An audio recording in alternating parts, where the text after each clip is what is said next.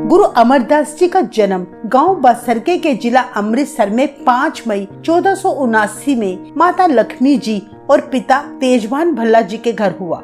आप जी के 3 छोटे भाई थे, बाबा ईश्वरदास, बाबा खेमराय, बाबा मानिकचंद। बाबा मानिकचंद जी के पुत्र भाई जस्सू जी का विवाह दूसरे गुरु श्री गुरु अंगद देव जी की पुत्री बीबी अमरो जी के साथ हुआ था।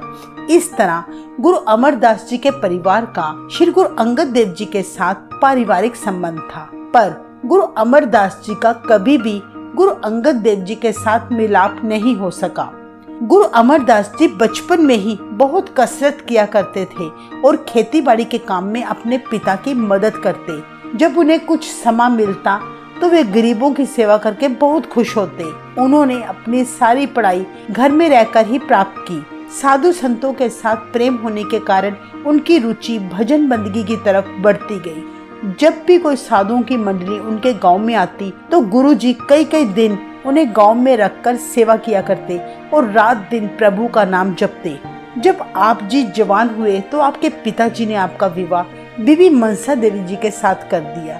बेशक 28 वर्ष में आपका विवाह हो गया, पर 40 साल की उम्र तक आपकी कोई संतान न हुई। पहली संतान बीबी दानी जी थे, फिर बाबा मोहन जी, बाबा मोहरी जी और फिर बीबी भानी जी का जन्म हुआ। साधुओं की सेवा और नाम सिमरन के बाद भी आप जी का मन शांत न रहता, इसलिए उन्होंने 50 वर्ष की आयु में तीर्थ यात्रा करने और तप करने का विचार बनाया। आप जी हर साल 2 बार हरिद्वार तीर्थ यात्रा के लिए जाया करते थे। जब आप 21वीं बार गंगा मैया की यात्रा करके हरिद्वार से वापस लौट रहे थे, तब रास्ते में विश्राम करने एक पेड़ के नीचे लेट गए। तभी वहां से गुजर रहे दुर्गा नामक ब्राह्मण की नजर आप जी के पैर में बने पद्म पर पड़ी। वह ब्राह्मण बड़ा हैरान होकर हाथ जोड़कर खड़ा हो गया और बोला, आप जी के पैर में बना ये पद्म संकेत देता है कि आप भविष्य में या तो बड़े धनवान बनेंगे या फिर एक महान पुरुष। इतना सुनकर गुरुजी हंस पड़े। तब पंडित ने बड़ी दृढ़ता से कहा, ऐसा पद्म तो श्री कृष्ण जी के पैर में था। आप मेरी बातों को हंसकर न गवाएं, बल्कि इस पर गौर करें। गुरुजी तब अपने घर की तरफ चल पड़े। रास्ते में आप जी सोच में डूब गए कि मैं धनवान कैसे बन सकता हूँ। व्यापार में तो मेरी कोई रुचि नहीं है। जितना कारोबार है उसके साथ प्रभु की कृपा से घर के खर्चे ही बस पूरे हो पाते हैं, इसलिए मेरा धनवान होना कैसे संभव है। दूसरी तरफ मैं महान पुरुष कैसे बन सकता हूँ। गंगा मैया की यात्रा करते करते काफी समय बीत चुका है, पर गंगा मैया की कृपा अभी तक नहीं हुई। आज भी मन में अस्थिरता बनी हुई है, मन की भटकना खत्म नहीं होती। कहते हैं कि काफी दूर चलते चलते उनकी मुलाकात तब एक ब्रह्मचारी से हुई। आपस में जय माता बुलाकर दोनों ने आध्यात्मिक बातें करनी शुरू कर दी। श्री अमरदास जी की रसीली शख्सियत, मीठे बोल और धार्मिक जिज्ञासा से वह ब्रह्मचारी बड़ा प्रभावित हुआ। यह जानकर कि अमरदास जी हरिद्वार की 21वीं यात्रा संपूर्ण करके आ रहे हैं, गुरु जी ने बड़े प्यार से आध्यात्मिक विचारों का आदान प्रदान किया।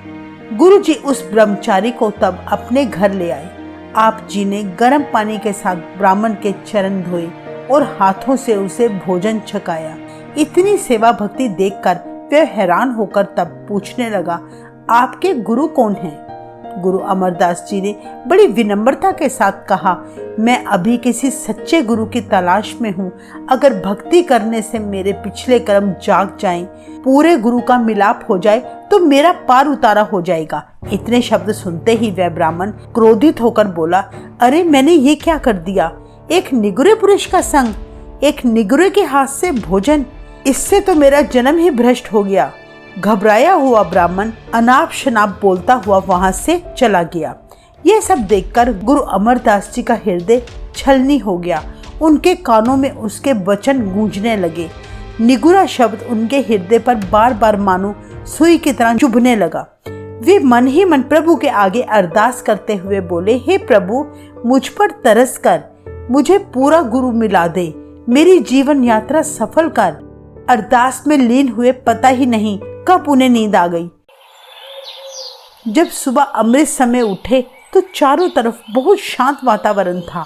उनके छोटे भाई मानिक चंद के घर बीबी अमरो जी की बानी गुनगुनाने की धुन श्री अमरदास जी को सुनाई दी। आप जी बड़े ध्यान से एक तरफ बैठकर सुनने लगे। उधर बीबी अमरो जी प्यार में जुड़कर दूध बिलोती हुई बड़े प्रेम रस में डूबी हुई बानी गायन कर रही थी। शब्द की आखिरी पंक्तियां सुनकर आप जी गदगद हो गई, जैसे उन्हें अपनी समस्या का हल मिल गया हो। उठकर बीबी अमरो जी से बोले, बेटा ये किसका शब्द गायन कर रही हो? वह बोली, ये श्री गुरु नानक देव जी की लिखी हुई पवित्र बानी है। उन्होंने तब प्रश्न किया, वे कहाँ रहते हैं? तब उन्होंने कहा, अब गुरु जी की गद्दी पर मेरे पिता गुरु अंगद देव जी विराजमान हैं। तब अमरदास जी ने कहा, क्या तुम मुझे गुरु अंगद देव जी के दर्शन दीदारे करवा सकती हो? तो वे बोली, क्यों नहीं पिताजी। कहते हैं तब अपने परिवार से आज्ञा लेकर बीबी अमरो जी श्री अमरदास जी के साथ खडूर साहिब जा पहुँचे। अपनी पुत्री अमरो के ताया ससुर श्री अमरदास जी को देखकर मर्यादा पुरुषोत्तम सतगुरु श्री अंगद देव जी अपनी गद्दी से सत्कार सहित उठने ही लगे कि श्री अमरदास जी उनके चरणों पर जा गिरे। उस समय श्री अमरदास जी की उम्र करीब 62 वर्ष की थी। सतगुरु अंगद देव जी ने अमरदास जी से कहा, आप हमारे चरणों को क्यों छूते हैं? आप तो हमारे समधी हैं। तब अमरदास जी ने कहा, मैं तो आपको सच्चे गुरु के रूप में देखता हूँ। आज मैं यहाँ समधी के रूप में नहीं बल्कि भिखारी बनकर आया हूँ। मेरी आज बरसों की तपस्या पूरी हुई, क्योंकि मुझे सच्चे गुरु की प्राप्ति हो चुकी है। अब आप मुझे अपने चरणों में स्थान दें और इस भव सागर से मेरा बेड़ा पार करें। सतगुरु जी ने उन्हें अपने कर कमलों से उठाकर खड़ा किया। उनकी तीव्र जिज्ञासा देखकर सतगुरु जी ने उनको नामदान देकर अपना चेला बना लिया। कहा जाता है कि कुछ दिन श्री अमरदास जी खडूर साहिब में ही टिककर सत्संग करने लगे। आप जी ने देखा कि कैसे गुरसिख बड़ी प्रसन्नता के साथ लंगर में तन मन धन से सेवा में जुटे हैं। तब आप जी ने भी सेवा सिमरन में लीन होने का मन बना लिया। आप जी ने लंगर के प्रमुख सेवादार भाई जोत जी से सेवा मांगी, जिन्होंने आप जी से कहा कि आपकी अब वृद्धावस्था है, आप अब कौन सी सेवा करना चाहते हैं? तब आप जी ने उत्तर दिया, मैं तो गुरु घर का भिखारी हूँ। भिखारी का काम चुनाव करना नहीं। आप मुझे कोई भी सेवा बख्शें ताकि ये मेरा नकारा शरीर सफल हो सके। शरीर चाहे मेरा वृद्ध है, पर कठिन से कठिन काम करने का आदी है। यह मेरा मध्यम कद काठी का शरीर 21 बार बस सरके से चलकर हरिद्वार गंगा मैया का स्नान करने लगातार जाता रहा है, पर मन की शांति न मिल सकी। बड़े भाग्य से वृद्धावस्था में आकर सतगुरु का मिलाप हुआ। दिल करता है शरीर में जितनी भी जान बची है गुरु की सेवा में लगाकर जीवन यात्रा सफल कर सकूं। कहते हैं तब गुरु अंगद देव जी की पत्नी माता खीवी जी से इजाजत लेकर श्री अमरदास जी को पानी ढोने की सेवा की आज्ञा दी गई। आप जी खुशी खुशी इस सेवा में जुट गए। लंगर के समय पानी ढोते समय मुंह से नाम बानी पढ़ते रहते, सिमरन करते। मन अंदर सदगुरु की सेवा का चाव सदा बना रहता। लंगर में पानी की कभी कमी ना होने देते। आप जी को जब इस सेवा से समय मिलता तो जंगल में जाकर लकड़ियों के गट्ठर लाया करते, लंगर के जूठे बर्तन साफ करते। जो संगतें बाहर से गुरु के दर्शन करने आया करती, उनकी सेवा संभाल करते, कभी खाली ना बैठते। छोटी से छोटी सेवा करने के लिए सदा तत्पर रहते। अगर किसी से कोई वचन करते तो वह नाम बानी से जुड़ा ही होता। कई महीने बड़े उत्साह से सेवा करते बीत गए, जिसे देखकर माता खीवी जी और भाई जोध जी बड़े प्रसन्न हुए। कहते हैं कि काफी महीनों तक आप अपने गांव न लौटे। घर वाले समझ चुके थे, पर कुछ रिश्तेदार आपसे मिलने खडूर साहिब आ पहुंचे। वहां आकर उन्होंने देखा कि आप जी सेवा में जी जान से जुटे हैं। पानी ढोते उनके सारे वस्त्र भीग चुके थे। उनको इस दशा में देखकर वे सब बड़े गुस्से में आकर तुरंत श्री अमरदास जी को वापस घर चलने को कहा, पर आप जी के सेवा में जुटे रहने के दृढ़ संकल्प के आगे उनकी एक न चली। वो हार कर तब श्री गुरु अंगद देव जी को ताने मारकर बोले कि आप अपने समधी से इतनी वृद्धावस्था में ऐसे कठिन काम कैसे करवा सकते हैं। गुरु अंगद देव जी चुप रहे। पर अमरदास जी ने सतगुरु जी के आगे बड़ी विनम्रता के साथ विनती की, इन लोगों को सतगुरु की सेवा की कोई सार नहीं और ना ही परमार्थ का कुछ पता है। ये लोग अहंकार में जले हुए हैं, इनकी गलतियों को माफ करें, कृपया इन्हें बख्श दें। ऐसी बातें सुनकर वे सारे संबंधी तब अपने घरों को लौट गए। कहते हैं आप जी को इस प्रकार सेवा करते हुए करीब 1 साल बीत गया।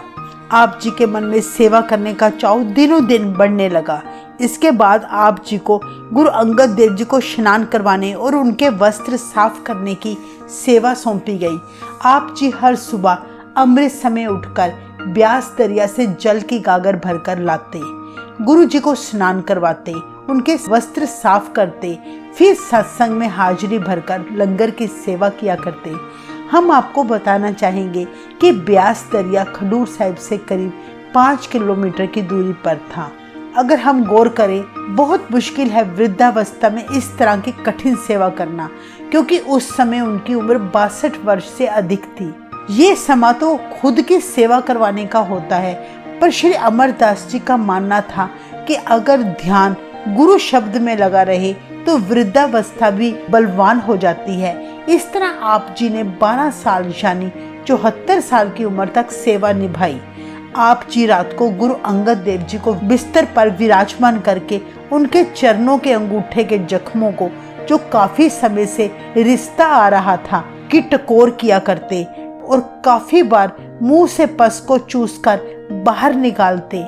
सेवा और सिमरन असल में आप जी के जीवन का आधार बन चुके थे। हर रोज एक पहर रहते ही आपकी नींद खुल जाया करती। गुरु गुरु जपते फुर्ती से उठकर खड़े हो जाते, गागर अपने पास ही रखकर सोया करते, फिर ब्यास दरिया की तरफ निकल पड़ते। एक दिन बड़ी तेज बारिश और आंधी चल पड़ी। आप जी का मन तो पर्वत जैसा अडोल था। चाहे गर्मी हो, सर्दी हो, बारिश हो या आंधी हो, आपकी सेवा में कोई विघ्न नहीं डाल सकता। गागर जल से भरकर वापस लौटते समय आप जी गुरबानी उच्चारते मस्त चाल से चले आ रहे थे। कीचड़ से बचते बचते अचानक नीचे गिर गए। तब उन्होंने चोट लगने की जरा भी परवाह न की, पर गागर से जल को न गिरने दिया।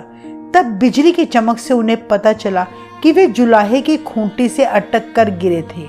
आपके गिरने की बड़ी जोरदार आवाज सुनकर तब जुलाहे की नींद खुल गई और वह बोल उठा, इस समय बाहर कौन है? तभी जुलाहे की पत्नी बोली, और कौन हो सकता है इस समय? होगा अमरू निथावा, जिसका ना घर है ना घाट, बूढ़ी अवस्था में बेकार ही भटकता फिरता है। कहते हैं गागर संभाल कर उठते समय जब आप जी ने जुलाहे की पत्नी के शब्द सुने तो सहज स्वभाव बोल उठे, तू क्यों कमली हो गई है? अमरू निथावा कैसे हो सकता है? अमरू को तो बड़े भाग्य से गुरु अंगद देव जी मिले हैं। इतने वचन कहकर वे अपने रास्ते को चल पड़े। गुरु जी को जाकर स्नान करवाया और नित्य कर्म अनुसार सत्संग में हाजिर हुए। कहते हैं तब दीवान की समाप्ति होते ही जुलाहा अपनी घरवाली को लेकर उपस्थित हुआ और गुरु अंगद देव जी के आगे विनती करने लगा, हे सच्चे पातशाह, मेरी पत्नी से कल रात एक गलती हो गई थी। आप जी के सच्चे सेवक श्री अमरदास जी को गलत बोल दिए थे। इस तरह उसने सारी घटना गुरु जी के आगे बयान की। तब उसने रोते रोते गुरु जी को कहा कि श्री अमरदास जी के द्वारा कमली कहने की देर ही थी कि मेरी पत्नी सच में कमली हो गई। उसी समय से वो ऊल जुलूल बोलती जा रही है। इस नासमझ को कृपा करके माफ करें और इसे ठीक कर दें। गुरु अंगद देव जी ने श्री अमरदास जी से सारी बात पूछी। श्री अमरदास जी ने कहा, हे महाराज, मैंने उसे कोई श्राप नहीं दिया, बल्कि जुलाही की बेवकूफ़ी भरी बात सुनकर मैंने सोचा कि गुरु दरबार के पास रहते हुए भी इस स्त्री को गुरु दरबार की महिमा का बिल्कुल भी ज्ञान नहीं है। तब उन्होंने गुरु जी के आगे अरदास करते हुए कहा, हे सदगुरु जी, आप कृपा करके जुलाहे की पत्नी को माफ करें। अंतर्यामी गुरु अंगद देव जी जानते थे कि श्री अमरदास जी के सहज स्वभाव निकले वचन सही सिद्ध हुए हैं, क्योंकि उन्होंने अपना आप गुरु सेवा में लीन कर दिया था। इसके बाद सतगुरु ने जुलाही पर मेहर की नजर डाली और वह बिल्कुल ठीक ठाक हो गई। श्री अमरदास जी से प्रसन्न होकर तब गुरु अंगद देव जी ने उन्हें एक वर बख्शा। अमरदास निमाणिਆਂ ਦਾ ਮਾਨ, अमरदास निताणिਆਂ ਦਾ ਤਾਨ, अमरदास निथाविਆਂ ਦਾ ਥਾਂ, अमरदास निओटियां दी ओट। साथ ही वचन किया, हे पुरख तेरी सेवा परवान हुई, तेरी सिक्खी धन्य है। अंत में गुरु अंगद देव जी ने सन 1552 में 73 वर्षीय श्री अमरदास जी को सिखों का तीसरा गुरु घोषित कर दिया। गुरु अंगद देव जी ने बाबा बुड्ढा जी को बुलाया और उनसे पानी से भरी गागर मंगवाई। सतगुरु जी ने अपने हाथों से श्री अमरदास जी को स्नान करवाकर गुरगद्दी पर बिठाया। संगतों को तब आदेश दिया कि अब से सबके गुरु श्री अमरदास जी हैं। ब्राह्मण दुर्गा की कही बात सच साबित हुई। वाहिगुरु जी का खालसा, वाहिगुरु जी की फतेह।